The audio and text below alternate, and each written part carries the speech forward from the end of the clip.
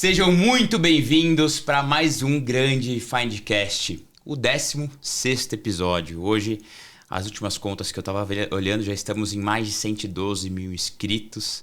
Muito obrigado a todos vocês que nos acompanham e que estão sempre torcendo. E continuem nos mandando mensagem, sugestões, críticas. Aqui a gente está sempre buscando o melhor e melhorar a cada dia. Ao meu lado hoje, vocês já conhecem ele, Luiz Fernando Dall'Acqua, mais conhecido carinhosamente como Luba. Luba, um prazer estar com você aqui do meu lado. E olha, eu estava inclusive comentando agora há pouco que é tão gostoso, né, quando a gente reencontra grandes amizades e ainda mais quando essa amizade é uma pessoa que você tem uma admiração enorme. Então eu tenho muito prazer de apresentá-los uma convidada especial, que eu já vou falar, porque antes, você sabe bem, eu tenho que falar dos nossos patrocinadores. Então, agradecer a Maria de Uco, vinhos que transformam momentos, essa vinícola maravilhosa que está sempre nos agraciando com uma taça maravilhosa de vinho, e a 1021 Blindagens, blindagem de alta performance, e como vocês sabem, eu atesto atendimento e realmente a qualidade é coisa de outro mundo. E antes de eu ir passar de novo, né, para a convidada, eu não posso esquecer, até por isso que eu tenho que sempre olhar, curtam, continuem curtindo, compartilhem esse episódio, se inscrevam e, o mais importante, ativem o sininho. Eu sei, é chato, mas eu preciso falar isso toda vez, porque é um pequeno gesto do seu lado, mas que faz toda a diferença pra gente. Mas agora sim, vamos falar da nossa grande convidada do dia. Perla Fleury, CEO da In Vitro Equinos, referência global em clonagem e reprodução equina. Veterinária de formação, especialista em reprodução animal e liderança de negócios inovadores no agronegócio. Protagonista no desenvolvimento e escalabilidade da clonagem em equinos no Brasil. Conduziu recentemente a integração da In Vitro Equinos ao grupo internacional Equine Care Group. E uma eterna apaixonada por cavalos, ciência e inovação. A Perla, vocês vão ver só, é uma grande empreendedora, mulher, no agro, nos cavalos, como muitos de vocês sabem, que é uma das minhas grandes paixões. E eu tenho certeza que hoje é um episódio que sai um pouco do habitual e que vocês vão curtir muito. Espero que inspirem a todos vocês, assim como sempre me inspirou. Perla, um prazer enorme tê-la aqui com a gente. Pode falar um pouquinho de você. Obrigada, é um prazer. E eu me sinto muito lisonjeada com tantos grandes nomes vindo aqui, né? Uhum. Então, obrigada. O carinho, a amizade. Eu acho que, para além de amizade, eu acho que você... Não sei nem se você tem essa consciência, Felipe, mas você como um criador de quarto de milha e um cliente que foi da In Vitro Equinos, você foi um grande responsável por a gente conseguir desenvolver uma das nossas técnicas de fertilização in vitro no cavalo, né? Que foi um dos nossos early adopters, né? Abraçou a inovação, abraçou a tecnologia. Então, fica meu muito obrigado, público, porque Obrigado. Você foi um dos clientes, um dos primeiros clientes que nos ajudou a desenvolver a técnica, e é com muita alegria que hoje eu diria que a gente começou em 2018 com a técnica de ICSI, né? Uhum. Para o público que nos assiste, pode ser um nome, uma sigla estranha, mas é uma fertilização in vitro. É exatamente a técnica que se usa para casais com algum desafio, né, para ter filhos. Então, é a fertilização in vitro aplicada a cavalos. E quando a gente começou, alguns clientes que já tinham conhecimento, já tinham ouvido falar sobre a técnica, deram um voto de confiança, e com isso a gente conseguiu desenvolver, né? Porque a gente acaba fazendo pesquisa e desenvolvimento dentro de uma empresa comercial. Exato. Então, clientes com essa visão fazem toda a diferença. E está aí já uma característica, acho que, do público brasileiro. Hoje, a gente tendo laboratório em outros países, eu diria que o Brasil tem, por essência, assim, eu acho que nós somos um povo novidadeiro. Uhum. Né? Acho que o brasileiro gosta da novidade, ele abraça a inovação, ele aposta. E é por isso que, mesmo com todas as dificuldades que a gente tem enquanto país, a gente ainda está lá. Porque a gente tem sempre uma solução, né? A gente tem sempre um plano B, por conta dessa curiosidade, por conta dessa gana em inovar. Né? Então, eu diria que acho que uma das sortes da In Vitro Equinos foi ter nascido no Brasil. Eu concordo contigo. Apesar de eu eu lembro de ter sido questionado muito no início, Perla, que existe um certo preconceito. Porque até então só existia a transferência de embrião em cavalos como técnica mais avançada. Mas você vai furar a minha égua. E aí eu recebi um monte de questionamento quanto a isso. Filho, mas você deixa? Eu falei, claro, deixa eu falar uma coisa pra vocês. Eu juro que eu vou tentar não ser muito técnico aqui, tá? Mas em, sei lá, quantas aspirações a gente já teve lá no Aras, a gente nunca teve uma intercorrência. Eu já tive uma égua que morreu no brete porque furou o reto. Numa transferência de embrião normal. Então, assim, não existe. São coisas biológicas, a gente não controla tanto, né? Mas isso, acho que como qualquer técnica, quando chega nova, né? Eu falo que são as lendas urbanas. E depois, com o tempo, aquilo vai se... E hoje eu vejo... Eu já posso falar, todo esse lado do balcão é homogêneo. Todo mundo sabe da importância e do valor que a In Vitro desenvolveu para esse mercado em geral. E gostaria de agradecer pelas palavras, Perla. Eu te falo que também para mim foi muito importante, até como criador, porque pela sua técnica eu pude crescer muito a referência do nosso Aras aqui no Brasil também. E, inclusive, eu chegava ao ponto de me meter para fazer uma seleção de ostos ali e tal. Então, eu também sou um pouquinho novidadeiro, que nem você falou. Mas, conte um pouquinho de como começou tudo isso, né? Da onde que você veio, onde que despertou essa paixão? Se você me prometer que você vai falar, Perla, tá na hora de parar. Eu falo, pode ter certeza. Isso é uma das minhas características aqui, inclusive. E eu vou falar porque eu gosto de falar e porque já são quase meio século de vida. Então, a gente tem história para contar. Mas eu nasci em São Paulo, eu nasci aqui em São Paulo, filha de 2 publicitários, mas que tinham uma origem no interior. Então, a paixão pelo interior, a paixão pela terra estava dentro deles. E num determinado momento da vida deles, buscando uma vida melhor para os filhos, né? Querendo dar esse grito de amor pelos filhos, eles procuraram um lugar para ter a história de Sítio do Pica-Pau Amarelo. E aí compraram um sítio no interior de São Paulo, próximo a Ribeirão Preto, em Altinópolis, onde começaram uma atividade leiteira. E nós tivemos uma infância no sítio, né? Meu pai ainda ficou um tempo fazendo a transição aqui. Encaramos muitas dificuldades, como qualquer paulistano que não tem muito conhecimento do agro, né? Então, meus pais acharam que ia ser muito fácil ganhar dinheiro na atividade leiteira. E as contas não eram bem aquelas, entenderam que eles precisariam, assim, para sobreviver numa área tão pequenininha, porque era um negócio pequeno, eles teriam que se dedicar a serem muito eficientes. E aí eles começaram, a minha mãe especialmente começou a estudar muito sobre o que é ser eficiente na produção de leite, que raça eu tenho que ter, né? Como é que eu tenho que alimentar. E aí, de fato, ela conseguiu, em poucos anos, ser referência na atividade leiteira. Ganhou prêmios, foi conhecida no Brasil todo, recebia assim, visitantes todos os dias. Eu me recordo de ter assim, grupos e grupos de produtores de leite no visitá-la. E por que eu estou contando isso? Porque eu acho que ali nasceu o primeiro valor da minha vida. Eu diria que dos presentes que eu ganhei na vida, né, que no fim, quando a gente ganha um presente, a gente está ganhando o aprendizado. Né? Acho que os meus principais professores foram os meus pais, e com a graça de ser ainda no interior, junto à natureza, né? E eu acho que o primeiro grande valor que eu recebi foi o valor ao trabalho. Né? Minha mãe sempre falava, o trabalho dignifica.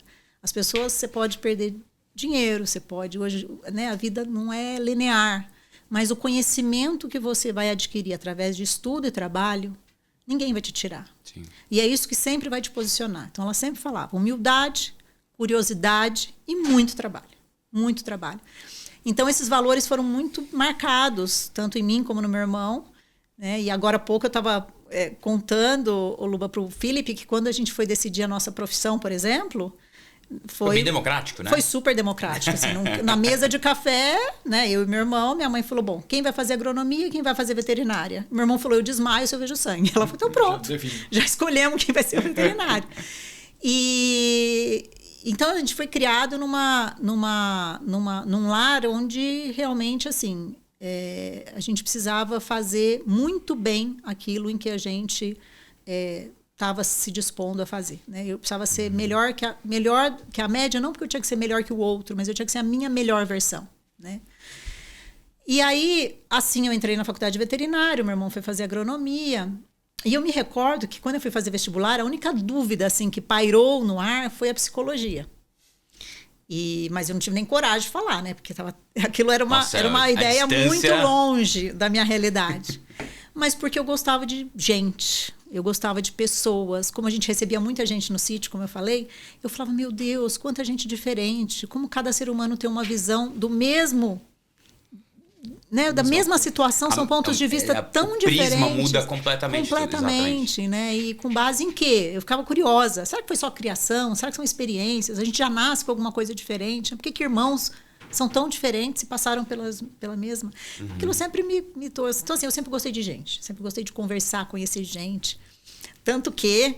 Quando eu era pequenininha, aí menor, né? Antes de entender profissão, e a minha mãe falava, aquela história, o que você vai ser quando crescer? Eu falava, eu quero ser vendedora de Barça. Porque na época, isso não é da época de vocês. Pra quem não sabe, agora ele entregou. Agora ele entregou. Enciclopédia, tá? Tinha vários volumes. E o pessoal batia de porta em porta vendendo. Aí minha mãe falou, porque eu vou conhecer um monte de gente, né? Então, porque aquilo sempre me atraiu.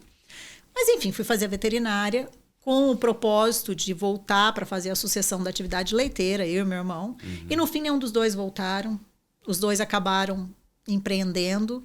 Eu acabei na faculdade me apaixonando completamente pela área de reprodução e pelos cavalos, porque naquele ano, o meu professor, ele era um professor que trabalhava só com reprodução de equinos, que era uma referência nacional, que era o João Fleury. Foi o primeiro veterinário a fazer a técnica de coleta e transferência de embriões. O João veio a ser meu namorado. Olha lá, hein? Olha lá. E aí, desde então, eu nunca mais saí do cavalo. Assim, eu fiz estágio depois com ele, me casei. E aí veio o segundo professor da minha vida. Né? Foi nesse momento que, de fato, ele não foi só meu professor na faculdade, mas foi um professor de vida. Não só em relação à parte técnica veterinária, mas o João era uma pessoa, assim, de um coração enorme, de uma humildade imensa e que realmente atendia criadores, assim, muitos criadores. Era impressionante, assim, a referência. E eu acompanhando, e eu vendo o João com aquela humildade, sempre procurando mais. Ele viajava todo ano, ele ia para o Colorado, na Universidade do Colorado, lá para fazer atualizações, estava sempre buscando ler e tudo mais, mesmo com tempo justo, né? Bom, infelizmente, né, eu acho que as pessoas mais evoluídas deixam essa vida um pouco mais cedo. Sim. E ele pegou o trem um pouquinho mais cedo e eu fiquei viúva com 24 anos. Super cedo. E um filhinho, Gabriel, com 1 ano de idade.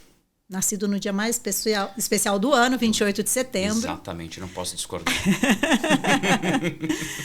E naquele momento, né, o valor dos meus pais apareceu. Nesse primeiro desafio que a vida me trouxe, que era assim, muito jovem, com 23 anos, e um filho de 1 aninho, olhar para ele e falar, bom, ele só tem a mim, e ainda bem que eu tenho a ele para ser a minha força. Né? Então, naquele momento, veio todo o legado dos meus pais em relação à importância do trabalho. E aí, mais do que nunca, eu arregacei as mangas e falei, eu vou fazer o meu melhor.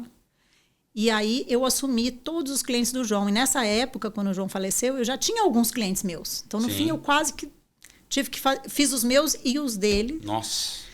Então, eu lembro assim, de pegar a estrada e estar com sono e falar, mas eu preciso chegar.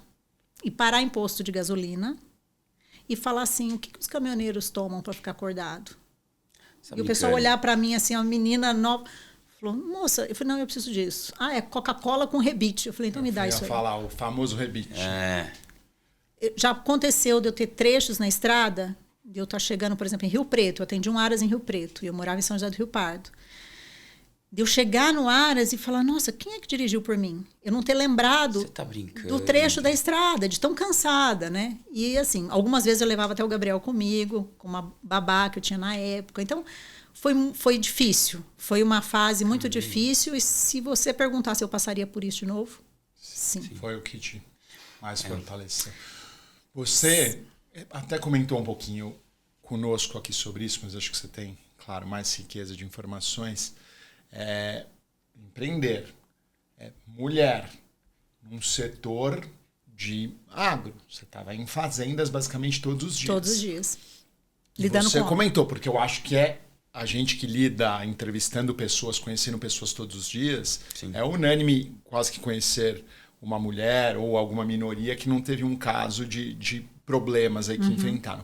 E você deu uma visão um pouco diferente disso. Você não teve nem dificuldade nessa transição com os clientes do seu marido, né? Do seu, do seu marido? Ou conta essas tuas experiências nesse sentido. Não tive, como Luba. empreendedora. Se me permitir com te chamar de dificuldades. Luba. Por favor. Não tive, sabe por quê? Bom, primeiro que a minha mãe, de novo, o exemplo da minha mãe, que era uma mulher forte, que venceu na pecuária leiteira. Era uma pessoa que saiu de São Paulo, não tinha nada a ver com... Né, ela estava ali, de repente, junto com pessoas que tinham uma história em fazenda, e ela não. Ela era uma publicitária que chegou no interior e começou a fazer história. Então, eu tinha um exemplo em casa, primeiro. Depois que eu nunca me achei menos. Eu nunca me achei menos por ser mulher. Isso nunca foi me passado na minha criação, talvez, ou nos meus relacionamentos. Então, isso para mim, quando as pessoas me perguntam até sobre isso, e é constante essa pergunta, né? É difícil ser mulher na veterinária. Para mim não foi. Você pode falar, poxa, a mulher é mais frágil fisicamente, então, de repente, eu tenho que levantar a pata de um cavalo, mas, poxa, você tem auxiliar, você precisa... Então, eu acho que, assim, em termos de... São duas coisas. Primeiro, você não pode se achar menos, porque você não é. Eu acho que o preconceito com a mulher existe, mas começa dentro da mulher. É ela que tem esse preconceito. E segundo, é conduta. Como é que você se veste? Como é que você se porta? Como é que você trata as pessoas? Sabe? Então, eu acho que é muito...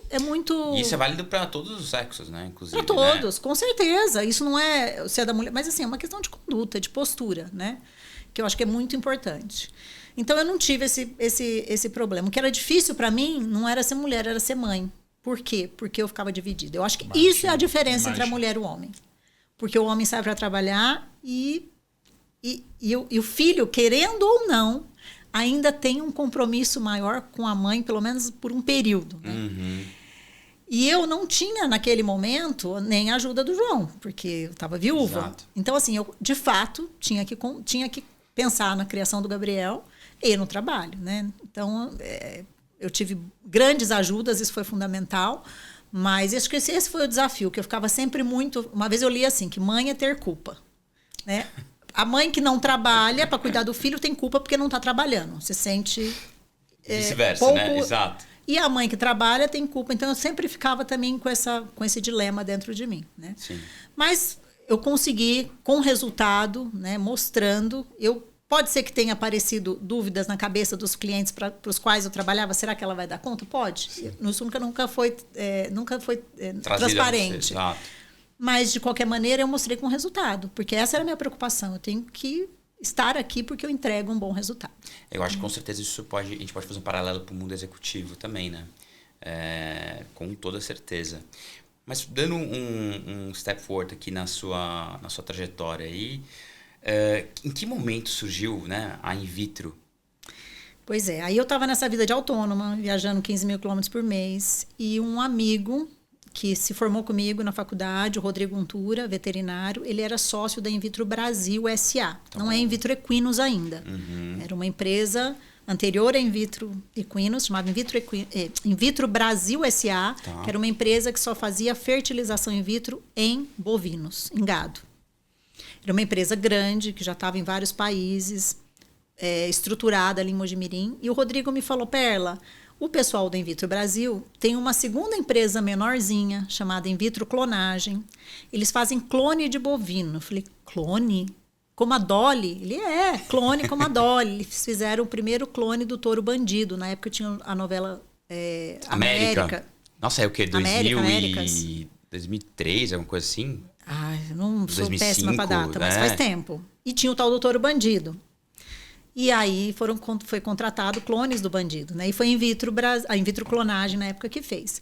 E ele falou, eles querem entrar no meio do cavalo com a técnica de clonagem. E eles pediram para eu apresentar alguém e tudo mais, tal. E eu fui, mas eu fui assim, completamente sem nenhuma pretensão. Fui para falar, vou lá cumprir a agenda e falar assim pro meu amigo Rodrigo. E aí cheguei lá e encontrei o Henrique, que era o presidente da empresa, veterinário, braço direito do seu Totó, uma pessoa que tinha construído a empresa desde o começo, tinha muita experiência. E aí o Henrique me contou um pouquinho da In Vitro Brasil, um pouco da In Vitro Clonagem. Aquilo eu falei, uau, existe isso? E não estava longe de mim ali, eu estava a 100 quilômetros, né? Falei, eu não sabia que existia esse mundo, né? E aí ele falou, olha, nós queremos fazer a clonagem no cavalo. Você tem clientes? Tenho, né? Eu tinha uma carteira grande de clientes. Você pode, depois que a gente produziu os embriões, né? Porque aí, sem querer entrar muito na parte técnica, mas necessitando explicar o mínimo, a gente produz os embriões do clone em laboratório. Você vai fazer uma cópia idêntica do animal. E aí alguém vai ter que gestar esse embriãozinho. Então a gente transfere esses embriões clonados para uma égua barriga de aluguel, que é o que a gente chama de receptora.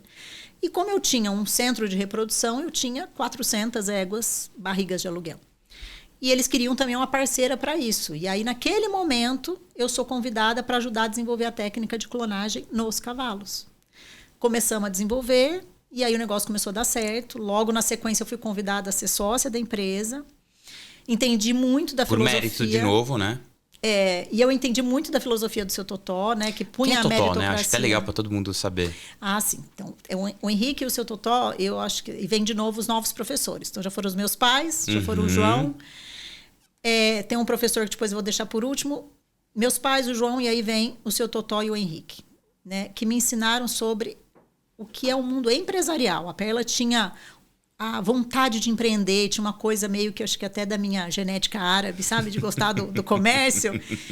Mas como é que eu faço isso profissionalmente, né? Então, quando eu chego na In Vitro Brasil, na In Vitro Clonagem, que foi uma empresa fundada pelo seu Totó Porto, que é uma pessoa que era sócio do Banco BTG, uma pessoa visionária, que era um cara apaixonado por empreender, por inovar, né? Ele fala que ele precisa criar alguma coisa nova para empurrar a vida dele para frente. Que demais.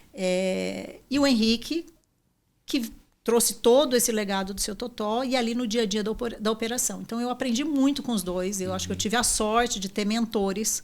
Né? Ainda tenho, porque o Henrique está do meu lado até hoje. Hoje é um dos meus melhores amigos, é sócio, é mentor, enfim, é com quem eu quero ter planos para o resto da minha vida junto. Então, eu tive a sorte, e eu acho que assim, as pessoas que têm a possibilidade de ter um mentor têm que agarrar isso. Sim. E a gente precisa estar atento para isso. Né? Acho que a gente precisa estar ligado. Chego na In Vitro e vejo o mundo empresarial. E aí eu me lembro que isso me marcou muito. Porque eu morava em São José do Rio Pardo, onde era o meu centro, e a empresa era Mojimirim. Nós estamos falando de uns 120 quilômetros de distância. E aí um dia o Henrique chega e fala assim, bom, você vai morar... Você já viu onde você vai morar? Aí eu falei, mas eu preciso estar aqui? Ele falou, precisa. Aí eu falei, mas os clientes? Eu tenho que coletar embrião, transferir embrião. Ele falou, Perla, nós não queremos o teu braço. Braço por quê? Porque para coletar embrião, transferir embrião, né? Exato. Nós queremos a tua cabeça. Não é você na operação, não é você no estratégico. E aí... Luba, quando eu comecei a participar de reuniões e ter que começar a estruturar reuniões e ter que começar a estruturar a empresa, que eu passava o dia e eu não tinha me sujado. Eu passava o dia, eu tive a sensação de que eu estava sendo inútil. É uma sensação... É uma coisa, eu falava, gente, mas e aí, o que eu vou fazer? Quando que eu vou começar a trabalhar? Mas eu não Exato. Quando que eu vou começar a trabalhar? Não produzir, né? Porque você não percebia que você estava ali trabalhando, formando equipe, formando time. Exato. Enfim, então eu tive que me adequar. Né? Imagina, quem escolhe medicina veterinária é porque não é muito fã de exatas. Ainda que eu tivesse ido para psicologia, também não ia ser muito fã de exatas. Sim. Então você começa a ter que olhar para números, para metas, para entender sobre pessoas. E aí eu encontrei essa paixão antiga, né? E aí foi uma coisa que me deu assim muita satisfação, que foi ver o quanto é gostoso a gente desenvolver pessoas. E aí eu acho que vem uma lição que eu tive do Henrique, quer dizer, do seu Totó e do Henrique, mas eu falo muito do Henrique porque foi o meu contato direto, né? Que a coisa mais gostosa do mundo é quando alguém confia em você. Quando a pessoa te deposita confiança em você, você cria um commitment assim com a pessoa que você fala, eu tenho que entregar, ele espera tudo isso de mim, ele confia em mim. E aí você replica isso quando você começa a desenvolver pessoas, e é muito gostoso quando você vê as pessoas entendendo e se desenvolvendo, né? E quando você consegue atingir os resultados pelas outras pessoas, né? Que, é um desafio enorme. Eu falo pra muita gente que é junto, que é sozinho, eu falo, você não tem noção o tamanho da facilidade que você tem. Você depende só de você para você chegar no resultado. Não, você conseguir até chegar em resultados através de outros, mantendo uma cultura, construindo uma cultura de forma mais clara, meritocrática, perene, longeva. Tudo isso é muito desafiador. Não é fácil.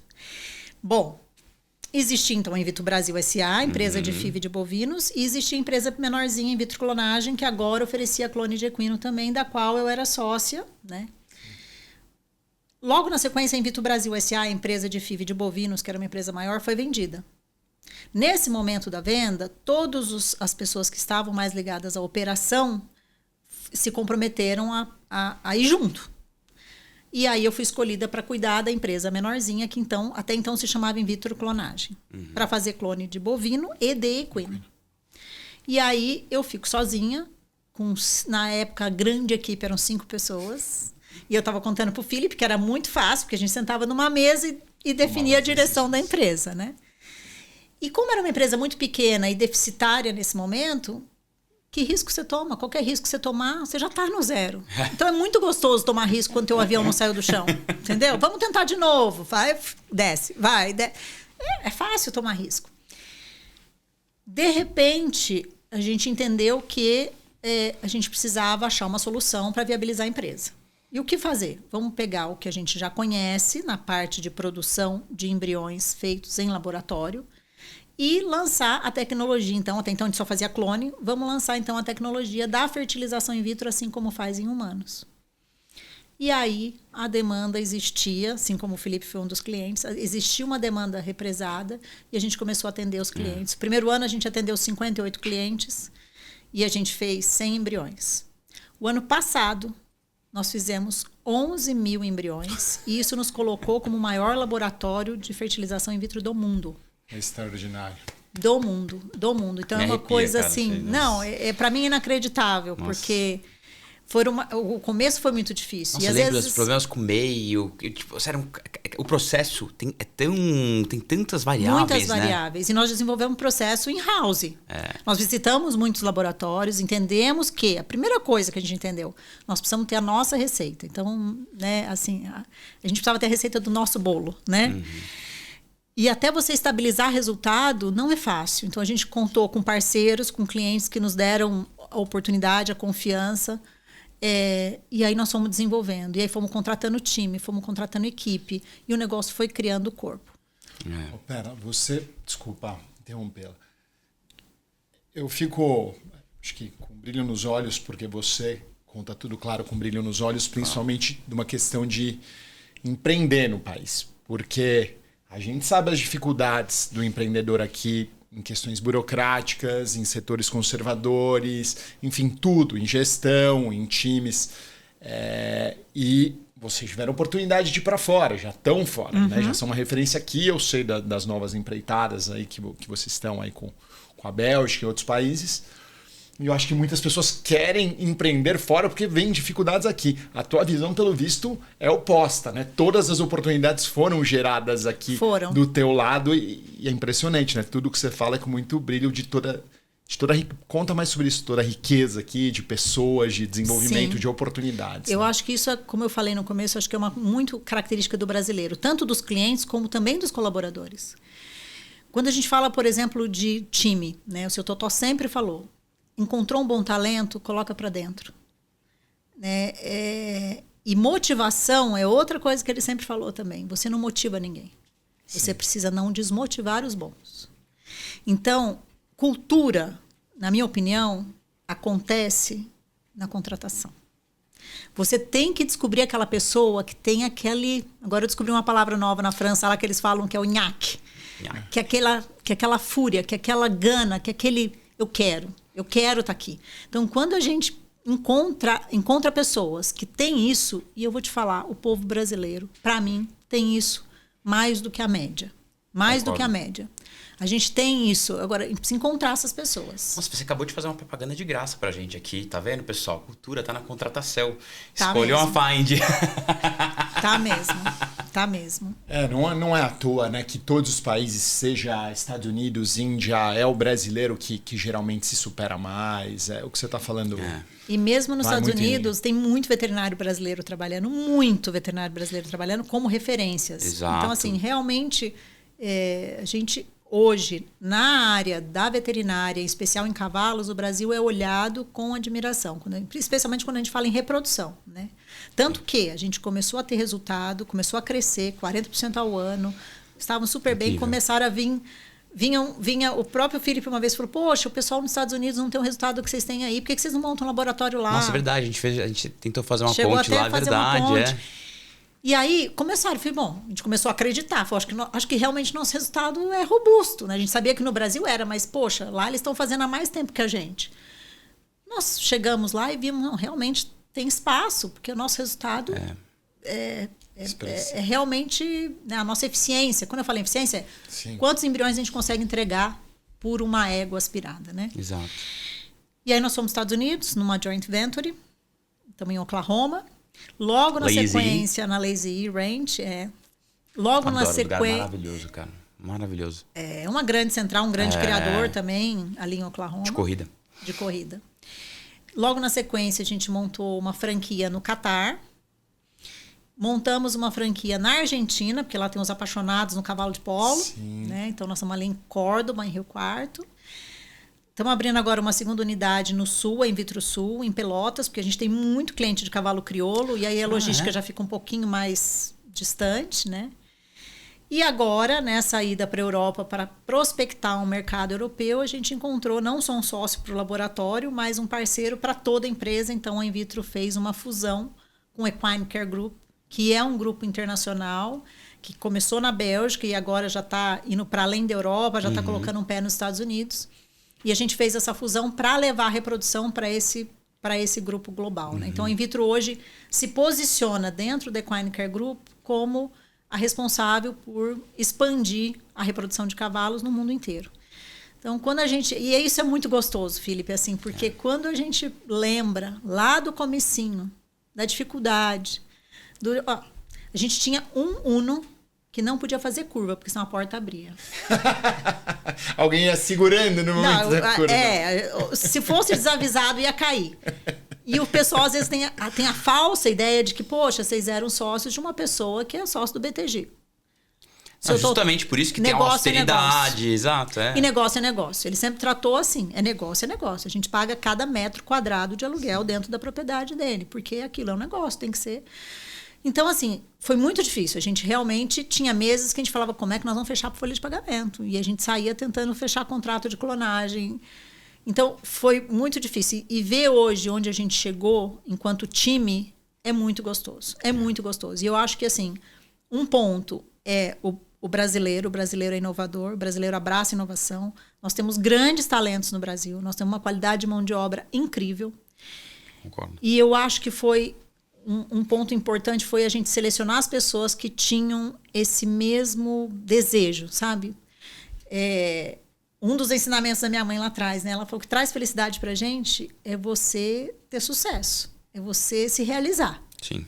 Quando você contrata pessoas que têm essa mesma paixão pelo sucesso, pela realização, pela entrega do resultado...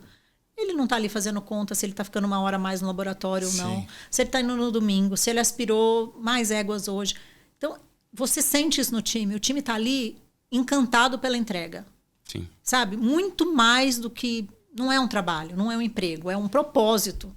Né? E o fato de a gente ter sido pioneiro nas duas técnicas, tanto a clonagem como a fertilização in vitro, traz isso. Então, você começa a criar uma cultura que é quase uma tribo, sabe? O desejo de pertencer a um lugar que está sempre buscando inovação, porque a gente não pode acomodar. Né? Eu falo, E você tinha, inclusive, você foi uma das primeiras dentro do nosso mercado que teve um olhar de customer success, assim. Verdade. Poxa, eu tô falando, ela tem aplicativo para você fazer o acompanhamento de todo esse processo que ela desenvolveu há muitos e muitos anos. E que, assim, é um aplicativo de carteirinha de todo grande criador. Então, isso também garante que não só o seu time, né, tem essa paixão, mas também todos os seus clientes também sejam mais um braço de propaganda, Isso, né? Eu acho isso interessantíssimo e como você conseguiu trazer esse olhar, né, inquieto de estar sempre querendo inovar. E qualquer mercado permite isso, né? A gente trabalha hoje em grandes mercados aqui, nas nativas digitais, etc. Empresas também do mercado mais tradicional que estão buscando uma transformação no digital. Tá vendo? Em qualquer mercado é possível. Não, e nós, inclusive, estamos digitalizando mais ainda. Porque, para mim, eu sou uma fã da IA. Eu sou uma pessoa que eu digo que, assim, eu sou uma pessoa que acredita muito na IA, com algumas preocupações. Sim, eu tenho algumas histórias. A médio prazo.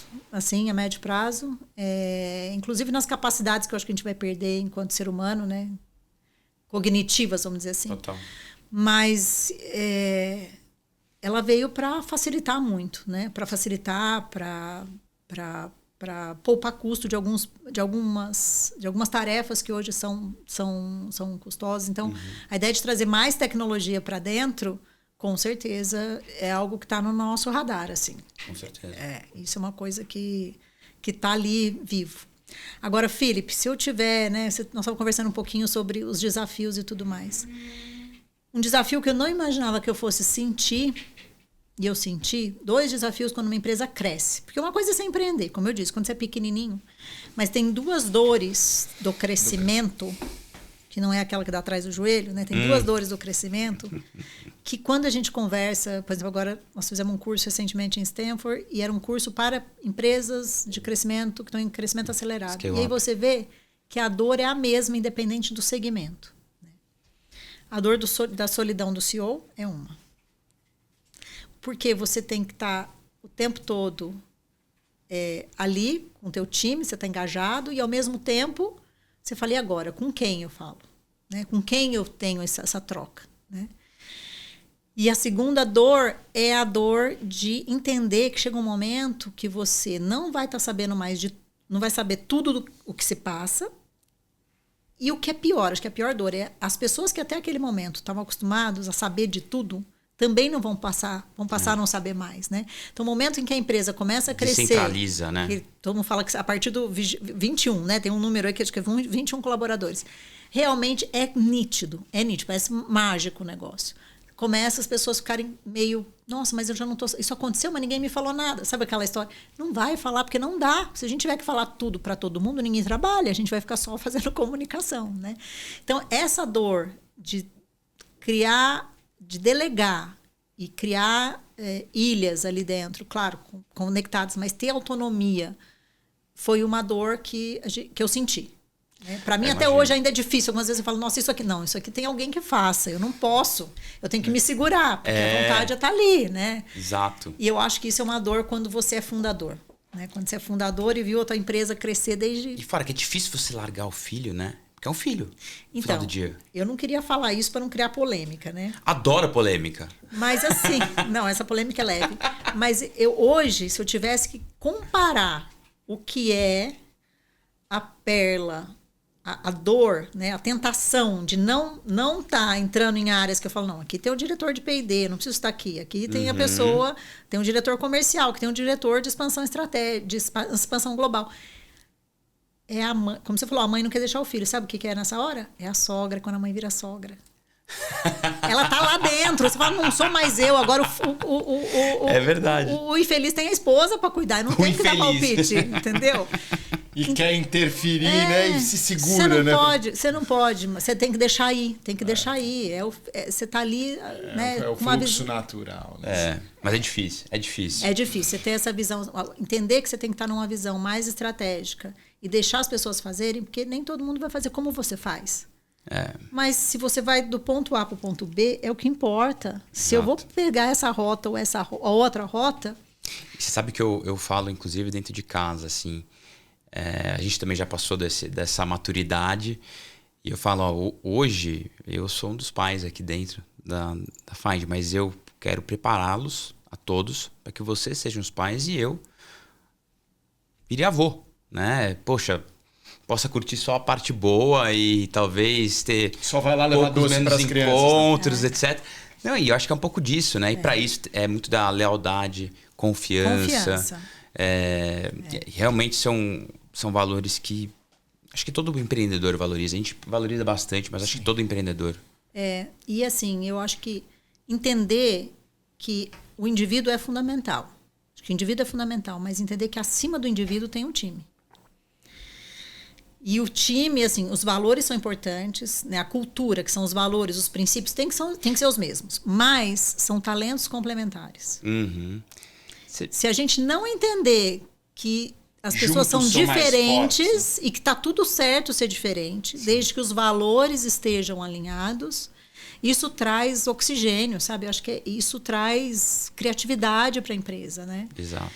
E isso acho que foi outra dor. A última, colocando dor, porque eu não gosto de falar a palavra erro, mas são dores que a gente viveu, né? Sim. Quando nós começamos, nós éramos pequenos e uma empresa basicamente de inovação.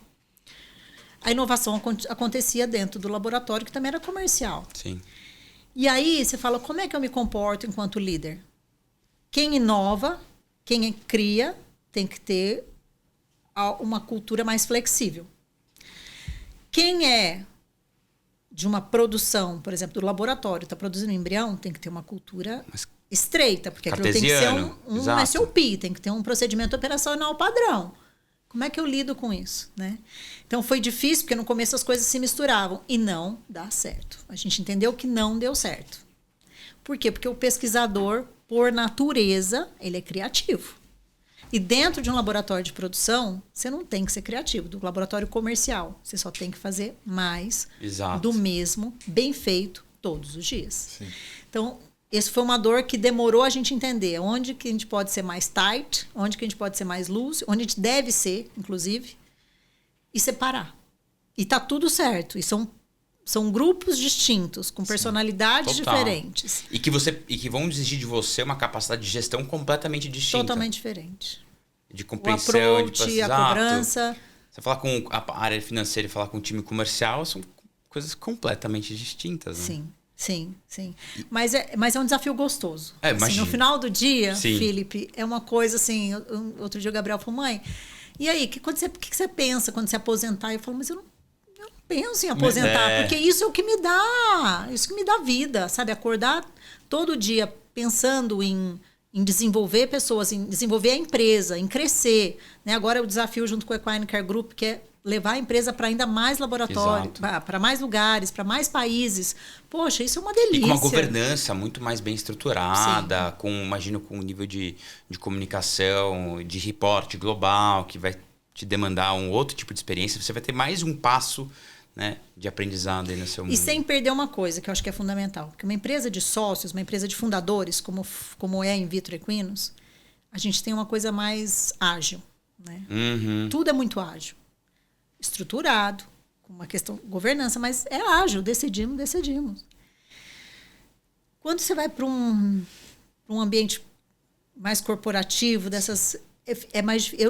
isso é uma coisa que a gente não quer perder, e foi essa sinergia que fez com que a gente decidisse nos juntar, inclusive a Equine Care Group, porque a gente sentiu a mesma filosofia, né? Então, isso que a gente não quer perder nunca, porque isso está no nosso DNA. Sim.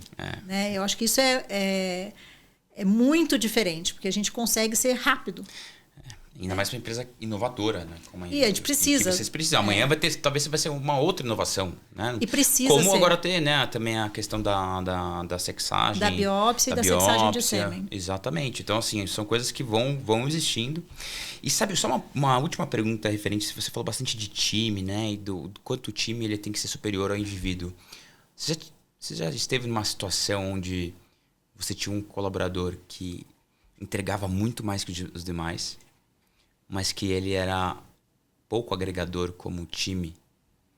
Não fica, Felipe. Não fica. O time é primeiro.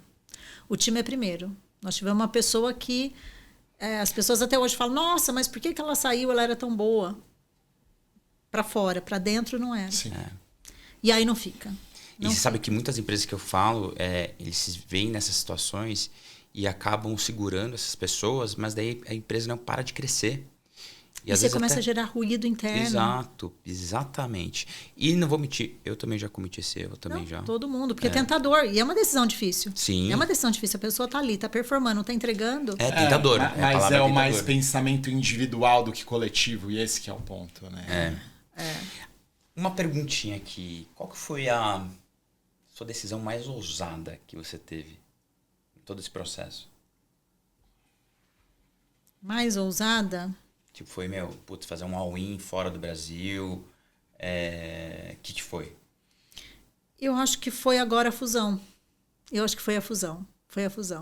Foi entender que o filho precisava fazer vestibular e fazer faculdade fora. Foi essa coisa de...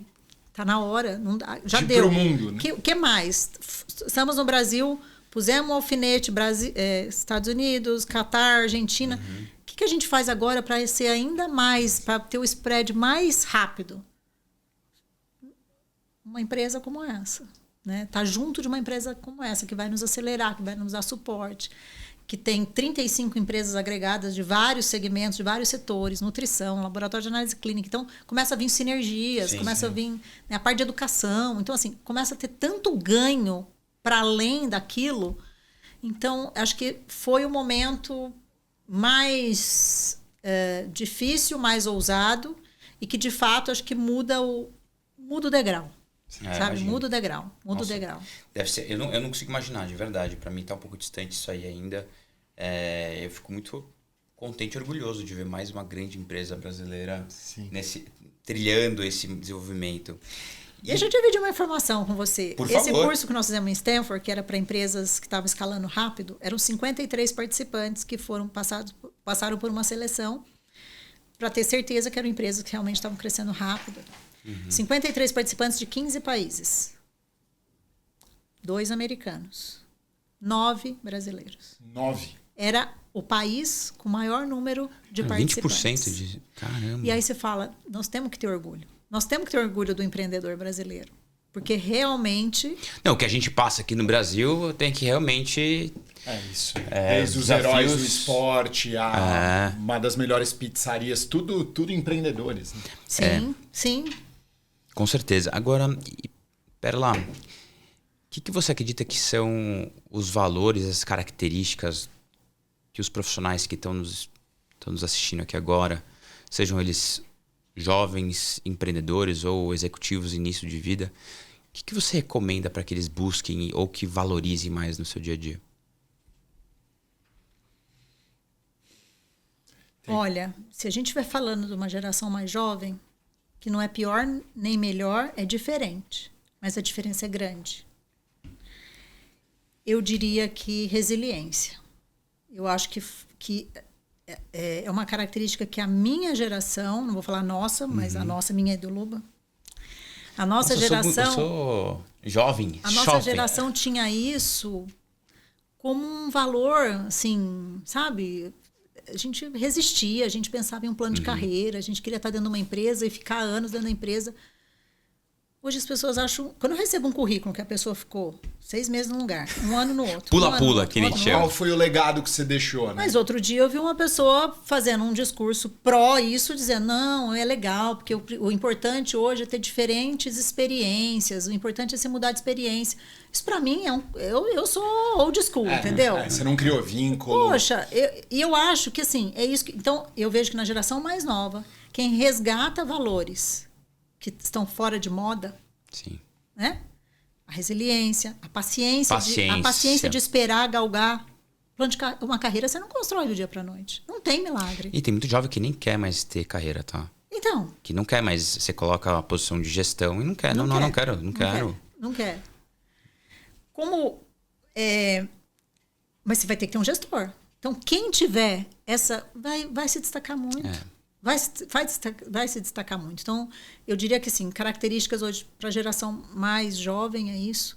Agora, pensando em empreendedor, pensando em quem está começando, pensando em quem tem um negócio, se eu somar todos os aprendizados que eu trouxe, assim, dos meus professores, né? Eu acho que é suor, como diz o seu Totó, sangue nos olhos, faca nos dentes e dedo no pulso. Não esqueça o dedo no pulso. Então, o sangue no olho é a vontade, faca no dente é a coragem e dedo no pulso sabe a hora de parar. Como é que está a minha pressão? Extraordinário. Que é a humildade. Assim. A humildade abre qualquer porta e é só a humildade que faz com que a gente... Se eu não tiver humildade para entender que tem um monte de gente, que tem um monte de conhecimento que eu posso absorver, e que eu posso buscar, eu não vou me melhorar. E assim, qual é o sentido nosso aqui se não for para a gente se desenvolver enquanto pessoas, profissionais ou enquanto empresas? A gente precisa melhorar. E a gente só melhora procurando conhecimento com quem sabe mais que a gente. Sim. E como é que a gente absorve? Com humildade. Porque senão você não ouve, não entra. Fica um bloqueio aqui, ó. Tem uma característica, Pérola, até vou trazer um relato meu, assim, você falou de dedo no pulso, né? Saber a hora de parar. A gente está no Setembro Amarelo, né? Então eu posso comentar. Me faltou durante muitos, muitos anos esse dedo no pulso, assim. Para mim, todo mundo sabe que eu gosto de trabalhar um pouco. E eu já tive dois burnouts. Trabalhar um pouco, tá? Um detalhezinho. Às vezes você recebe um e-mail quando ele acorda, 2 da manhã. A gente para de fazer isso, 6 da manhã, vai estar melhorando, graças a Deus, e muito. Tá vendo? Muito. Exato. Porque tô de forma humilde tentando aprender. Mas, poxa, já tive e tenho crises de pânico desde os 23 anos de idade. Tive, não sei nem se eu compartilhei isso contigo, mas eu tive o início de uma depressão ano passado, inclusive. Jura? Juro. E muito por não saber parar. Muito não saber... E aí é aquilo lá, né? Não saber dosar. Não saber dosar. E às vezes a gente quer ser tão produtivo, mas às vezes para você poder ser mais perene e longevo e conseguir contribuir mais, você precisa parar mais também, né? Então, eu adorei. Eu vou levar esse ensinamento comigo, dedo no pulso. Acho... de uma extremamente fundamental. E assim, quando a gente se permite ter mais tempo, isso acontece muito comigo, pelo menos comigo. Eu falo que eu preciso do ócio criativo. Eu preciso tirar um dia que eu tô fora, né, do que está acontecendo ali, que é quando vem os insights, que é quando vem as ideias. E para isso você precisa respirar. Senão você não dá espaço para você organizar o que você tem de melhor. Um hobby, talvez. Né? Muita gente que vai de manhã e faz o esporte, faz a maratona, faz... Isso também ajuda bastante. Sabe o que veio na minha cabeça aqui agora? Assim, a analogia, né? Que a gente vive muito no corpo executivo hoje, a questão do home office, o trabalho presencial. E você tem times que são praticamente home office, né? Porque tá todo dia em carro indo para um lugar, ou de avião indo para outro lugar. Tá no campo, né? Não tá no home campo. office, tá no campo. Exato. E pessoas no escritório, né? Como que você vê essa nossa divisão hoje que a gente vê esse sentido nesse... Ô, Felipe, de novo, acho que eu vou ser cancelada das redes sociais, porque eu já falei que mulher não tem preconceito, o preconceito está dentro da mulher. E segundo, eu não acredito em home office. Eu não acredito. Acho que você tem que estar ali, nós abrimos uma vaga para marketing agora, inclusive depois eu vou conversar com você para ver se você recruta alguém interessante. Apareceu 2 pessoas maravilhosas, mas não pode ser... home office, se eu pensar racionalmente, pode. Mas, como diz o Henrique, na prática a teoria é outra. Por quê? Porque tem que viver aquele ambiente. Tem que saber, tem que ver alguém entrando no laboratório, falando, aí, deu embrião, ósseo. O que eu acho que faz a in vitro, o time da in vitro ser quem é porque você vê as pessoas apaixonadas pelo resultado. Você vê as meninas se emocionando a cada embrião que produz. Isso porque a gente produz 1000 embriões todo mês. Você fala, nossa, mas já não estão acostumados? Não. Nossa, essa égua deu embrião. Nós conseguimos um embrião dessa égua que não dava embrião. Que nunca dá, exato, As meninas e todo mundo, o time de escritório, curte junto. Então, assim, eu tenho orgulho de dizer, o time da in vitro é um time apaixonado pela entrega. E se você não está lá dentro... Ela não vai saber. Ela não vai saber. E o marketing grita a essência da tua empresa. Se você não estiver ali vivendo, respirando... Como é que você vai criar? E já pedir isso antes de conhecer o negócio, né? Antes de conhecer essa alma, essa cultura, para alguém que vai estar numa área tão fundamental, é complexo. Isso. Eu sou suspeito, porque eu acho que eu sou mais... Nós dois, né? Por mais que eu vou todos os dias ao escritório, o Felipe sabe bem disso, mas eu ainda sou a favor do equilíbrio, mas tudo de acordo com cada posição. Então, por exemplo, naturalmente, eu acho que essa posição poderia falar, não, calma, eu quero viver, fazer uma imersão... aqui no marketing, sentir esse ambiente, tudo do campo, né? Tudo do que está acontecendo aqui na indústria, no chão da indústria, para depois... Eu vou vendo se é possível me distanciar um pouquinho. Um dia que eu vou ficar, talvez uma atividade que eu vou ficar um pouco mais me não dedicando. precisa picar o cartão, entendeu? Mas assim, precisa viver aquilo. Você precisa ter isso. 100%. Então, eu acredito que o face-to-face... E assim, eu falo que, tomar calor numa reunião... Face-to-face é uma coisa. É completamente diferente você fazer uma reunião online e fazer uma reunião presencial. Exatamente. Eu já tomei, cada reunião que for me colocar em cada cilada, assim, e aí você vai se desenvolvendo. E é o que eu falo, assim, quando me perguntam, né, em relação a trabalho híbrido, remoto, eu falei, cara, sinceramente, você pode fazer como você quiser, mas o crescimento, se você está no início de carreira e você quer crescer rápido, eu te garanto que você vai crescer mais rápido estando presencial. Porque você vai escutar observar aquela outra pessoa fazendo, você vai criar relacionamento, você vai ser visto e vai ser lembrado. E também, eu vou ser bem sincero, eu como gestor, durante muito tempo hoje eu estou mais acostumado, acho que foi uma crença interna, inclusive, que eu tive que derrubar. Cada um tem a sua melhor forma de produzir, mas é como você fazer a gestão também de... Como é que você gera uma pessoa que nunca tendo tido um relacionamento? Acho isso meio bizarro, assim. Eu também acho. Mas... Claro que tem nichos, tem áreas. Sim. Por exemplo, que isso é mais... Talvez mais tranquilo. Se cria assim, né? No pessoal, na relação pessoal, que você começa a perguntar. A gente tem empresas aqui, que a gente inclusive são clientes nossos, que eles são 100% online e nunca foram on-site. Nunca, zero. E são empresas grandes. E conseguiram desenvolver. Sim. E aí vai minhas outras perguntas. Aí são provocações que eu falo, como é que você consegue definir uma cultura nunca tendo se encontrado? É meio impressionante, difícil, né? É difícil. Mas eu acho que é um outro caminho que a gente vai buscar. Agora a gente já está chegando aqui na parte final do nosso conteúdo, mas tem algumas perguntas que eu sempre faço e não vou deixar de fazer para você hoje. Bom, a minha idade eu já contei, então não é mais segredo. E já sabemos que é parecida com a do Luba, tá, pessoal? Quantos por cento do seu sucesso você atribui à sorte e quanto a suor? Ela já deu uma palhinha sobre isso, né? Olha, eu tenho uma frase que quem me conhece sabe, já ouviu, que eu falo que sorte é merecimento divino. Faça por merecer que vem sorte. Então, assim, eu acredito em suor. Em suor. O que eu acho, Felipe, existe sorte? Existe, mas sabe quem cria sorte? A sorte não é algo que vem assim ao acaso. Joga o dado, essa sorte eu não acredito. Eu acredito na sorte que você cria. Qual é a sorte que você cria? Gerando oportunidades, abrindo canais, estando com o olhar aberto para perceber o tal do cavalo arriado, né? Então, eu acho que a sorte somos nós que criamos. Eu acredito muito nisso. E tem uma coisa muito importante para mim, que é meu sexto sentido. Assim, eu tenho um negócio com a minha intuição, que quando uma pulguinha faz assim, eu falo, peraí, deixa eu prestar atenção.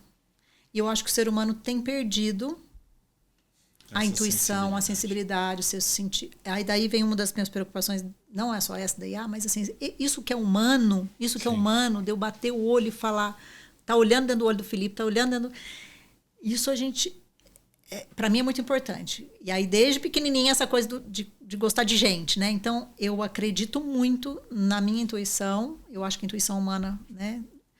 Isso não pode, assim, não pode passar despercebido. A gente também não pode pegar isso e falar, nossa, eu tenho macismo, então não vou fazer. Não é isso. Sim. Mas dê um clique, presta atenção, porque a intuição nada mais é do que um outro nível do consciente. Exato. Falando por você com base nas experiências que você teve, com base em tudo que você construiu ali.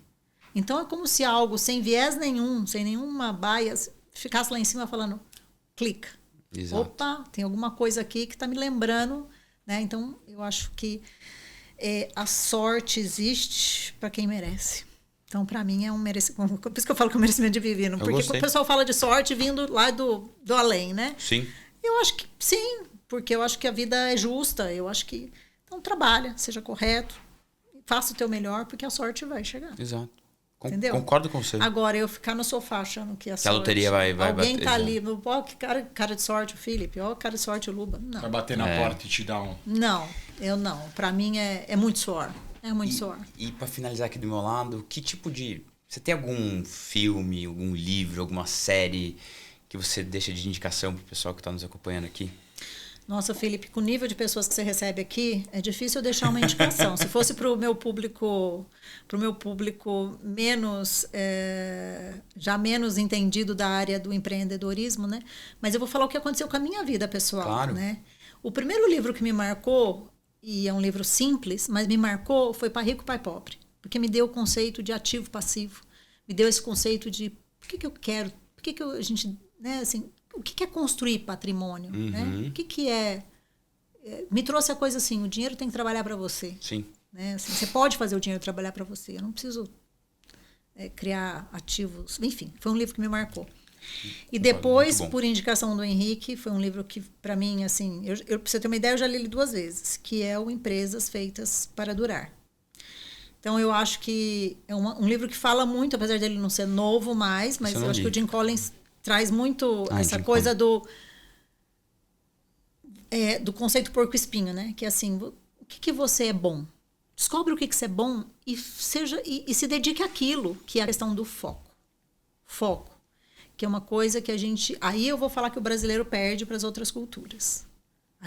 Como a gente é novidadeiro, a gente está sempre com o olho aqui, o outro ali. Daqui a pouco você... Todo mundo com TH. Você tá polvo. Não, e você tá polvo. Você fala, eu podia começar um negocinho desse. Então, e aí você perde o teu foco. Tudo bem, você pode pivotar numa empresa, você pode aumentar teu portfólio, mas não pode perder o foco. Sim. Então, acho que esse é um ponto do livro que me deu muita... Me trouxe muita direção, assim, sabe? Que demais. É ótimo. Eu com certeza que eu vou ler. Não tinha Jim Collins, lógico, mas esse aqui eu não tinha lido ainda. Pra mim, que me fez muito no começo foi o Outliers. Né, do conceito das 10.000 horas. E acho que fala um pouco da resiliência, principalmente, Sim. da paciência.